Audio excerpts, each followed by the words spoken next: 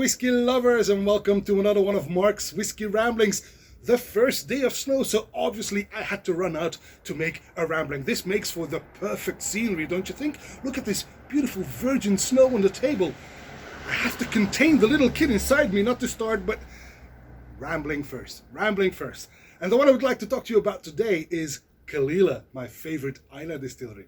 And as you can see, I've got 3 bottles on the table, but I will only be discussing one. But I just wanted them on the table to show you that there is this whole panoply of releases that you can find from Caol Ila, and that of course has everything to do with the fact that Caol Ila is one of the big players. It's a huge factory that produces no less than 6 million litres per year. So hey, so the blenders obviously are big customers. Johnny Walker Black Label, for example, is one of their biggest. So you have official releases as well, like this one that I talked to you about last summer. This was a official release. But then there's also lots and lots of independent releases. For example, this one is one that me and Manny and me released this year ourselves. This is the newest Caol Ila, a 9 years old Caol Ila 2011 at cask strength in our brand new canvas series with artwork by the Dutch painters Monique Tromp. But the one I would like to talk to you about today is also an independent bottling, but this one from Signatory. And while you might think that this, at the age of 9 years old, is young, well, this one is even younger. This is from Signatory near Pitlochry, you know, the owners of Edward Hour Distillery, for example. They have warehouses full with beauties from, well, basically every single distillery that you can find. This is a Caol Ila. And what's so special about this is that it is very young. It is only 6 years old. It was distilled in June 2013 and bottled in September 2019, making this a 6 years old. That also explains why the ABV is quite high. This is a whopping 62.3% ABV. I may even need a bit of water for that. Well, maybe not, because, you know, it's cold enough. This might just be good to warm me up while my fingers are freezing up here. Anyway, what's so special about this and why I wanted to talk to you about this one is because of the cask. This is a very special cask. This is not a bourbon cask. You might think, ooh, must be a sherry cask, but no, this is a charred wine hogshead. What?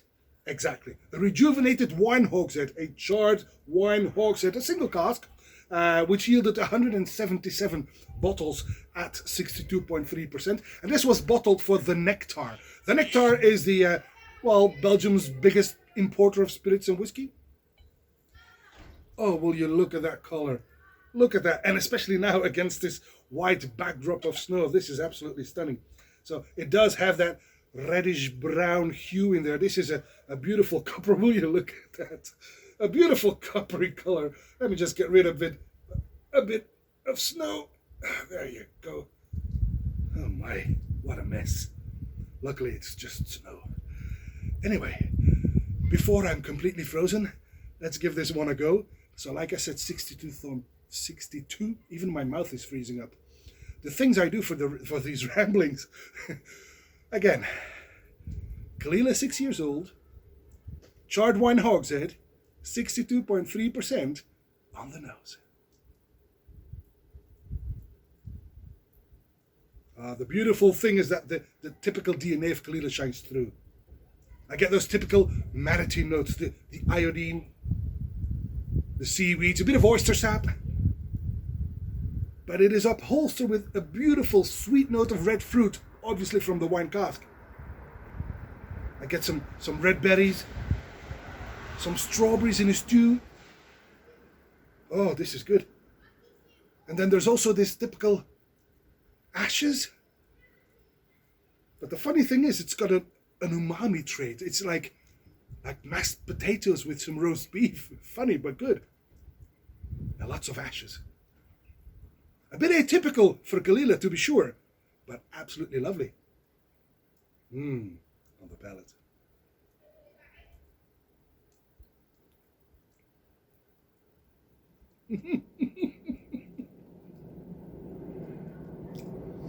Wow. Yeah. Ooh. Makes me gasp for breath a little bit.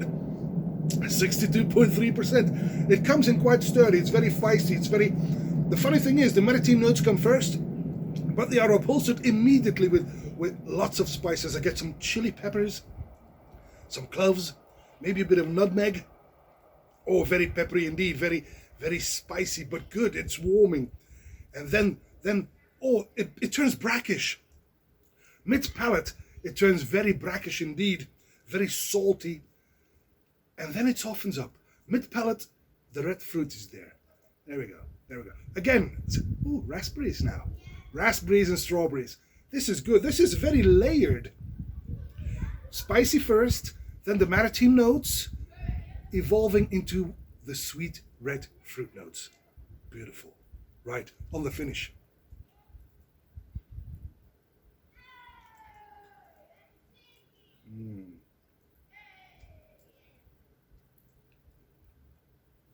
You can hear the kids in the background. They too are enjoying the snow, of course. Make it a beautiful snowman, peeps. Yeah, go for it. Just don't make so much noise. Just kidding. So, the finish. Did I say finish it? Did I already? I did, didn't I? And it's very long. Very satisfying. Warming, which is perfect for these conditions. But nevertheless, very sooty now. Very sooty towards the end. Ah, very satisfying indeed. And very warming, ideal for this weather. But, like I said, it's quite high in alcohol. So maybe, just maybe, I should add a tiny bit of water. And there isn't any more beautiful water than this one. There we go.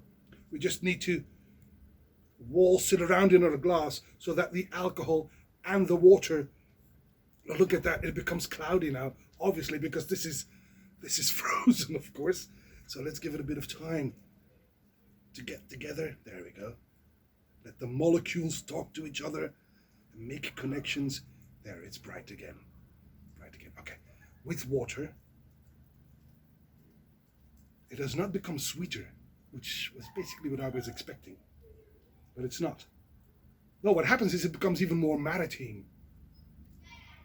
I get some oyster sap again, some seaweeds, and just a tad of red fruit in the background. But it's less sweet than straight up on the palate then. Blimey, that's fucking cold. Excuse my French. Now that is weird. That is weird. No, it's not weird. It's funny. Because while on the nose it did not become sweeter, on the palate it does.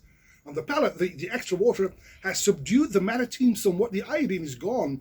But what I get in the place is, instead I get all these beautiful red fruit notes. Red fruit notes. Oh my God, I am really freezing. Even my brain is freezing up. I'm getting more and more red fruits now. And on the finish,